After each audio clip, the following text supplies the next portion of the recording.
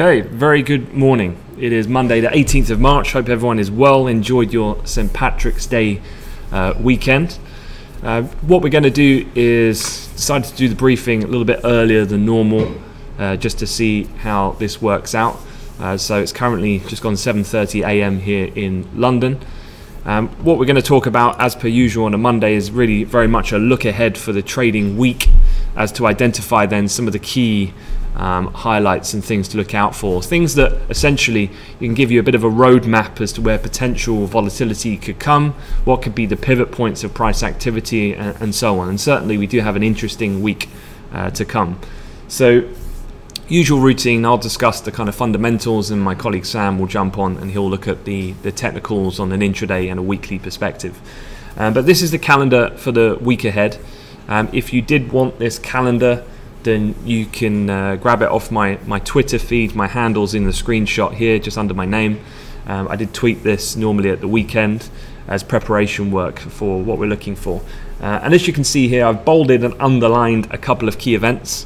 Those key events being predominantly Brexit related. It's a very important week for the Brexit process because essentially now it's coming closer and closer down to the wire where really decisions need to be made by MPs of whether they're truly going to go down this route of a no deal, or looking most likely, are we going to get an extension, and if so, for what reason? And that's how we're going to be looking at potentially the movement and reaction in the pound. So we'll look at that in a bit more detail.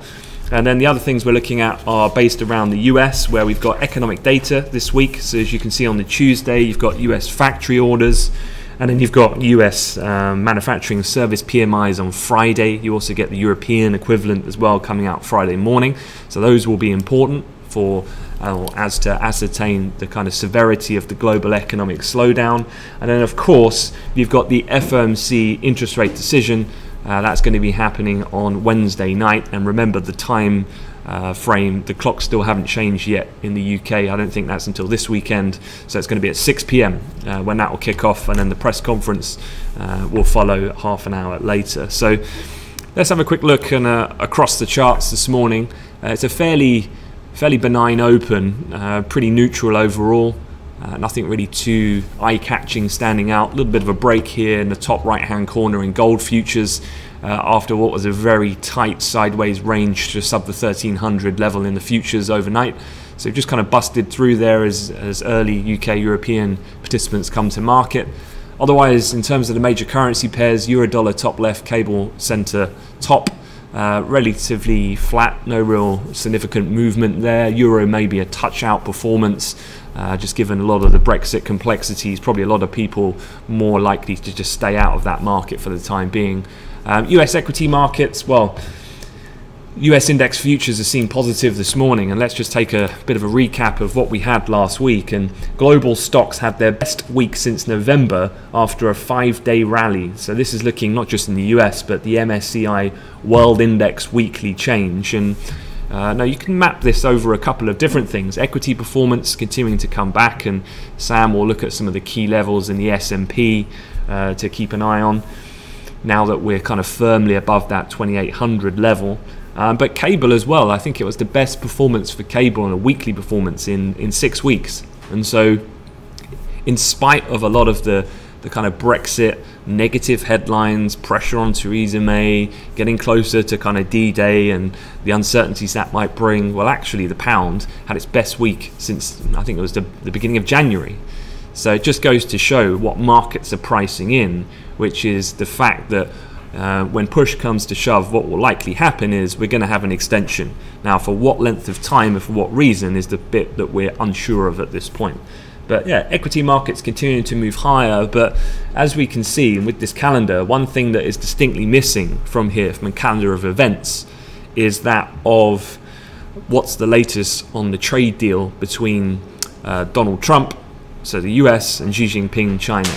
Now, last week we had Donald Trump on Thursday indicating that he's in no rush to make a deal. But things are moving along very nicely. At the time, that did create a little bit of a pullback in equity markets, but overall, for a week's performance, we continue to push on. What's the latest this morning? Because there has been some fresh headlines, so let me just share with you the latest.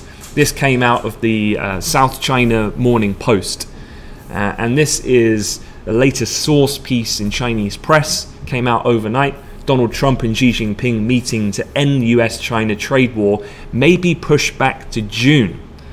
So it was previously looked like we were going to get close to a deal. Trump was pushing for him to come to Mar-a-Lago, to come and meet him on his golf course and ink the kind of deal, if you like. That's been pushed back to April. That's been pushed back now to June. Now, markets have taken this relatively comfortably this morning. There's not been much of an impact, and if anything, Asia was slight positive overnight. But one thing I'd say is this is the key tail risk to that equity market resurgence that we've had since the beginning of the year. A breakdown of this doesn't just hold problems for the equity market, but globally it could start to blow up these economic weak spots that we've been seeing materialize in a number of economic data points. So definitely throughout the week, keep an eye on this story. June now is when potentially getting a kind of concrete meeting of the top heads of state to sign a deal is what we're looking at. One thing that I think, and a reason why I still remain fairly bullish for US equities for the moment, is that I think coming 2020 in the presidential campaign, I think Donald Trump needs to manage this in a way that is stock market friendly. And so if anything, the closer we get to that 2020 kind of campaign race, the more I think he's got to be fairly easy on China in order to help prop things up going forward. So that's the latest on that front. Let's delve into Brexit then. What is the latest and what are we looking at for this week? Well, here's a kind of a summary of some of the headlines. Theresa May threatens and pleads in a bid to get Brexit deal over the line. So this is chiefly citing Philip Hammond, who's actually the Chancellor. And so what we have here is, let me just recap some of the comments that he made. The British Prime Minister is still working to win support for her divorce agreement, but she won't bother putting it to another vote in Parliament as planned on Tuesday unless there is a strong chance it will be approved, according to ministers.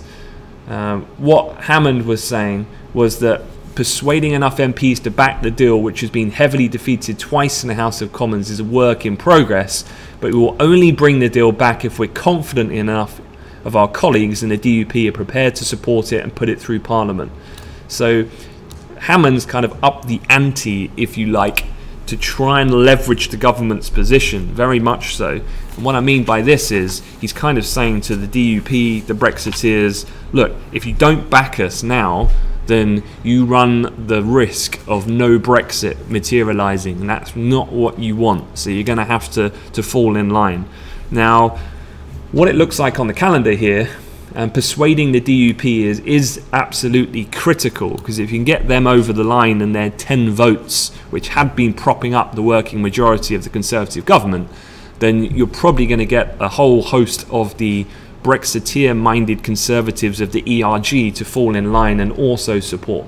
We'll look at the arithmetic in a second. But as you can see here from the calendar, you've got Tuesday is penciled in here, the possible date for a meaningful vote 3. Otherwise dubbed as MV3. Now, let's have a look at the numbers. To overturn the 149 vote deficit that she had last week, she would need to win over at least 75 MPs. The most plausible route is the DUP's 10, so it starts with that.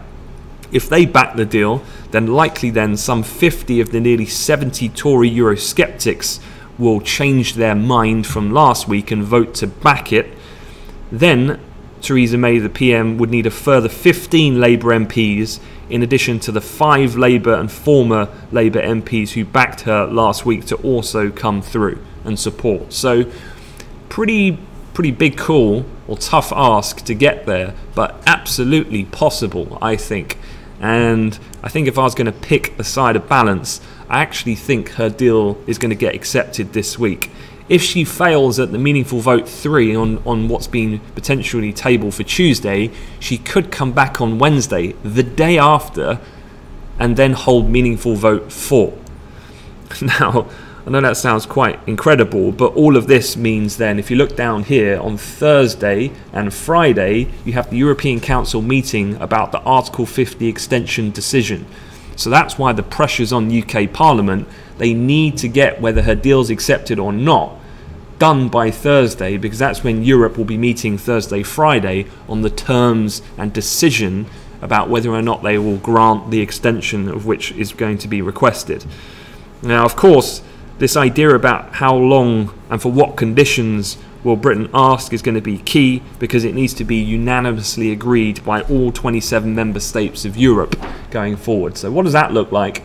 Well, let me just blow this up a bit bigger. This was an interesting graphic that I saw on the BBC from the weekend, and this brings us forward to the week and where we are at the moment. So as you can see here, her deal, let's just follow it down to the left-hand side first. Her deal gets accepted, whether that's meaningful vote 3 or 4. If that happens, then that goes into the 21st, 22nd, was that EU-European Council meeting, and Theresa May will request what is known as a short technical extension. This is for the parliamentary process to go through in order for the relevant legislation to be heard and voted upon in Parliament, to grant then the fact that Theresa May's deal is being backed.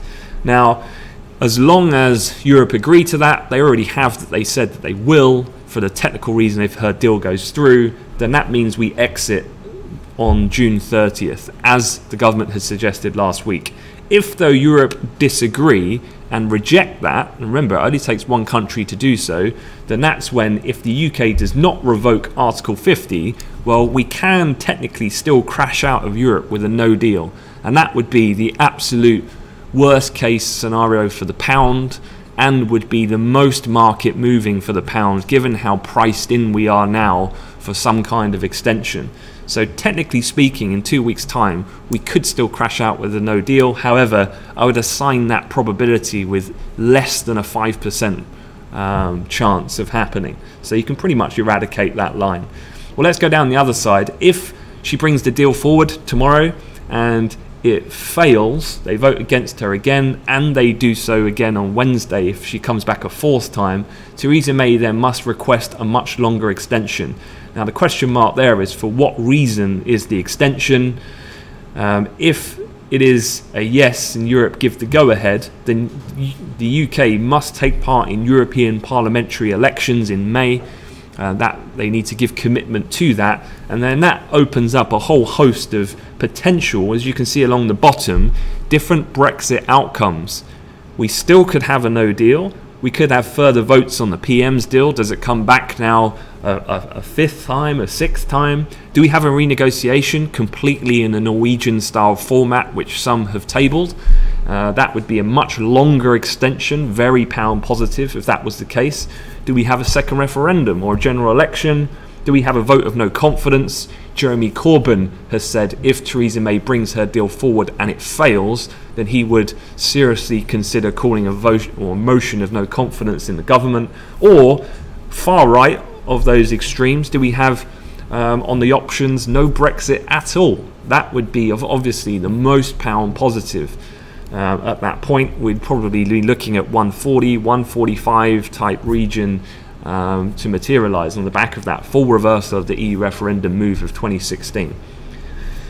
And again, if she brings forward the deal, it fails, Europe don't agree to an extension, again, we could crash out with a no deal. So it really is decision time now for the Brexit process. What I did at the weekend, and again, if you jump on my Twitter account, you'll be able to see this. I did put together a series of charts. This is actually, I know it's quite small, but this is a cable chart of the last 2 years. What we're looking at here is the e-referendum on the far left-hand side, and on the right here, I've put some potential targets dependent on different outcomes, with some key points of some fundamental considerations to think about, with some technical levels of significance in the more medium term. So you'll be able to look at cable accordingly there. I've also got other charts like the S&P 500 here, about if we were to see an incredibly dovish Fed with a positive China trade situation, where I'd be looking up as an area of resistance. And then also a pretty definitive longer term trend line in crude that's been holding up. And technically and fundamentally, I still feel pretty bullish crude, and we'll have a look at that now for the reasons why. First off though, let's move on. Two other things really I want to talk about for the week ahead, and that is the FOMC on Wednesday, and then also WTI crude futures, our outlook for that for the week ahead. Now this is the dot plot. So this is the last summary of economic projections from the December meeting from the Fed, and as you can see, they were indicating at the time of a sequence of further rate hikes to come. In fact, 2 that were supposed to take place in 2019, and in fact even further in 2020 before tailing off and then coming back down as we move into the kind of part of the economic cycle that would warrant then probably lower interest rates in the years to come. However, what we're looking at quite simply this time is we know that the Fed have turned much more dovish. How is this then replicated in their official forecasting for interest rates over time? So what we're looking out for from here is the trajectory, the new one of the median dot plots, and how flat has this become. So you can basically eradicate this 2018 part on the left. What we're going to be looking at is here, has this become basically flat or more shallow? Now, one thing that I read this morning, there's been a latest survey of economists by Bloomberg, and I absolutely agree with this opinion. I do not think that the Fed are going to cut their 29 forecast from 2 rate hikes to 0. I actually think they're going to go from 2 to 1, and that is a feeling that's echoed across Wall Street. And the reason for that is the Fed have commented about taking a pause on interest rates, and I think that's absolutely warranted for the time being as they look to play out things like the trade war and some of the slowing down of recent economic indicators. But I think the markets have quite healthily recovered, and actually if we're looking at things like this graphic, this is the kind of brown area is CPI year on year in the US. The white line obviously is the 2% Fed target. But the two interesting things about this is despite CPI coming back down, core PCE, the blue line, is stable at around the target, and wages, average hourly earnings, which obviously is the real key thing that we look for in the non-farm payroll release, has been consistently rising. You can see here. So on these metrics, I don't really see a reason for the Fed to turn incredibly dovish at this point. Also, why would you do that? Why would you not want to keep options available, within your toolbox to counteract if we were to have another downturn, maybe triggered by things like a breakdown in the trade talks, for example? So I very much think that what we're going to be looking out for is a slight subtle change here. The Fed will overall sound dovish, but those looking for extreme dovishness to materialize in the dot plots, reflecting 0 rate hikes in 2019, I think might be disappointed. I think that pause for now, but the Fed will want the optionality for maybe a rate hike later down the line. It also gives them then the room for the markets to respond should they need be when they cut that 1 to 0, if the conditions warrant and the data that they remain dependent on requires that action. Here's what markets are expecting for the actual interest rate decision. You can see here it's almost priced at nigh on 100%. Expectations for a rate hike in this meeting are 2% basically. So 98% federal funds rate futures are pricing that interest rates will remain on hold. So you might as well discount that as a potential situation.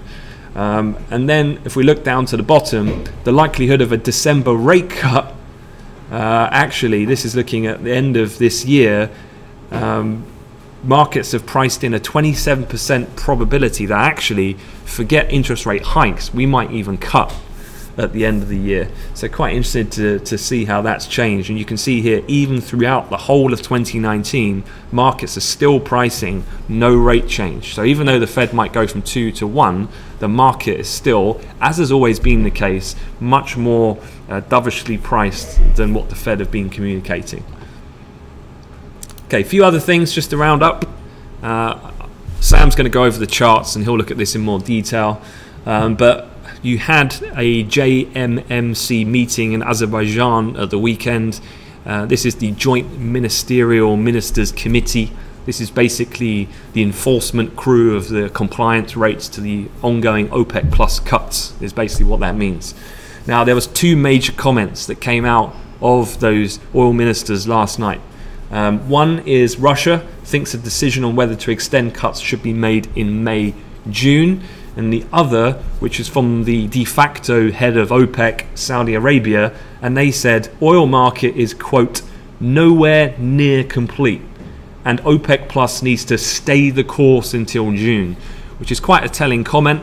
This obviously would be anti that of probably the intentions of what US President Donald Trump would want, which is lower oil prices.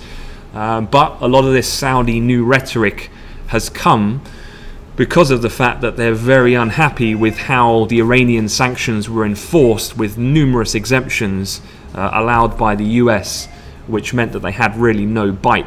And so now Saudi saying they're sticking to the cause, and obviously Saudi wants a higher price, even nowhere near $60 a barrel, given the fact that they've got pretty ambitious fiscal reforms that they need to carry out over the coming 10 years or so. So that's the current state of play. So fundamentally still remain fairly bullish on that side for oil.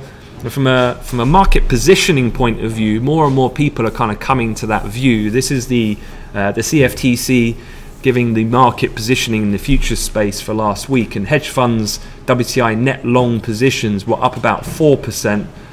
People adding to their long positions in the crude market for the third consecutive week, while shorts dropped 7%. So the market's also becoming a little bit more bullish, and as was reflected in this crude chart here, I know again it's quite small, but hopefully you can make out a couple of things, and that is 57.88 in the futures, so just short of the 58 handle, was a really big kind of level, I thought. It was a peak of some of the price action we had in February, and we kind of found a floor there now at that previous resistance turned support, and also bang on that trend line that's been in place since December when we hit that year-to-date low of 2018. So from there, I think the technical and fundamental setup prompts then potential for a push up to 60. 60 brings in the 50% fib of the multi-year high seen October 4th of last year to the kind of Christmas low. And that would be the psychological handle, and also an area you can see on the left hand side of support that was seen back in Feb of 2018. So yeah, I do think that potential upside, 60 is a really big area of resistance where you might find a bit of a tough time pushing beyond that. If we did, the next level's then not seen up really till the 63.5 mark, more medium to long term. Any break of that trend line though, be looking for a pullback to the kind of 38.2% fib, which again was the bottom end of that consolidation on the downside. You can see there in the previous peak of activity right at the beginning of the year and the recovery in January. All right, that's it from me. I'm going to hand you over to my colleague Sam, let him go over a couple of markets from a technical point of view. So with that, I wish you a very good day. All right, thanks very much, guys. I'll see you in the chat room.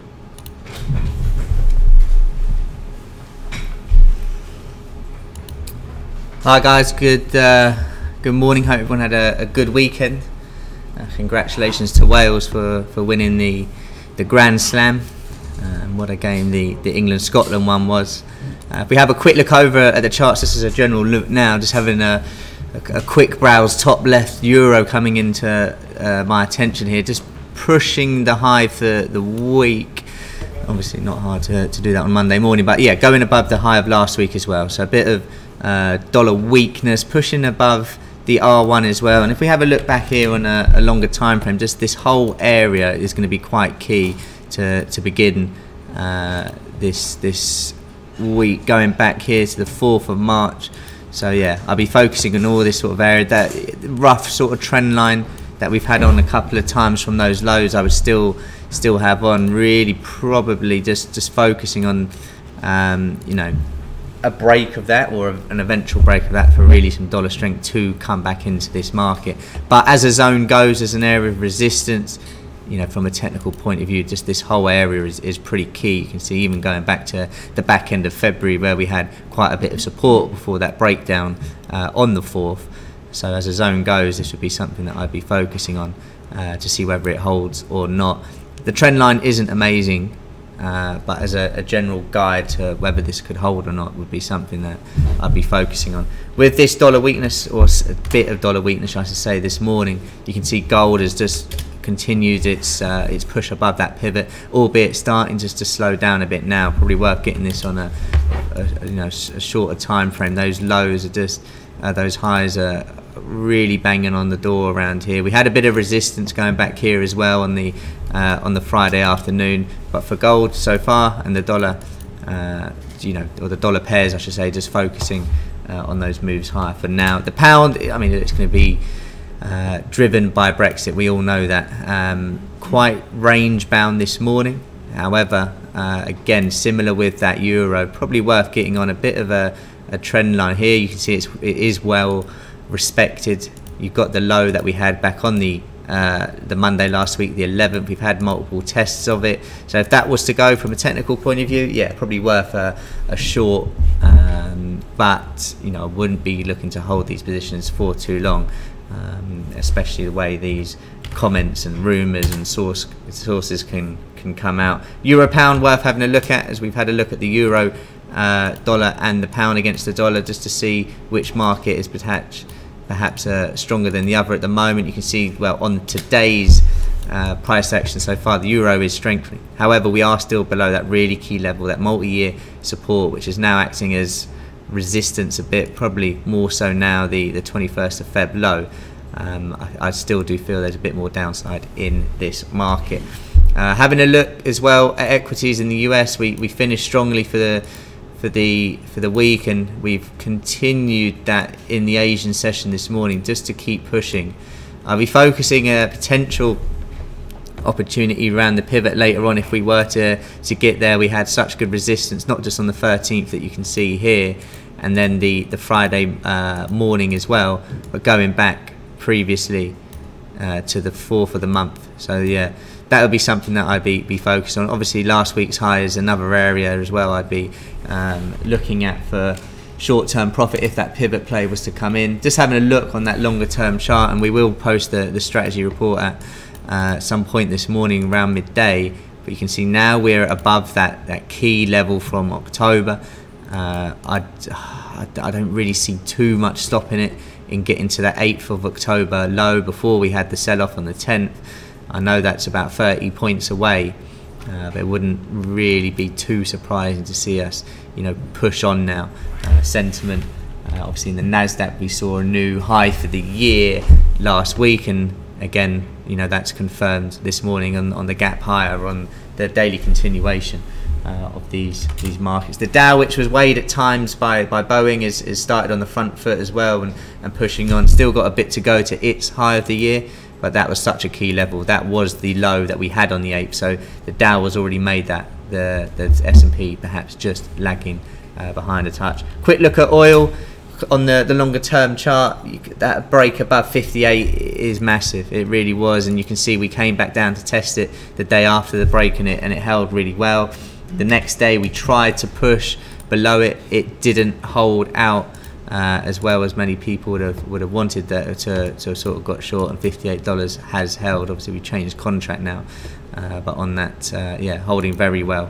That's still a key level for the support, and if I was looking to get short this market, I want us below that. For now though, favouring the long, and if I lower it down, I know the volume is not going to be at its highest. And in terms of trading opportunities, I wouldn't really favour the Monday to be the best one for that, but maybe for oil, opportunity wise, just waiting to see a bit of a break of these resistance points, this trend that's sort of starting to form as well. 58.50 or just below is a good area of support so far, so maybe a break of that, you could get a little shorter extension to the downside. But for now, for the S&P, for oil, I do prefer the moves to the upside. Have a quick look over at the market as well, just a general feel to see where everything else is. The pound just trying to reach that top of the range. The euro, as we mentioned, was on the high of the day not long ago. We are just coming off that a bit. That euro strength just perhaps weighing on the DAX a touch. We'll be focusing on that pivot as well, which was the low of the Asian session. Any questions as usual, please do get them in the chat We'll post the weekly strategy later today, and we'll be on throughout. I hope you all have a good start to the week, and catch you all later on.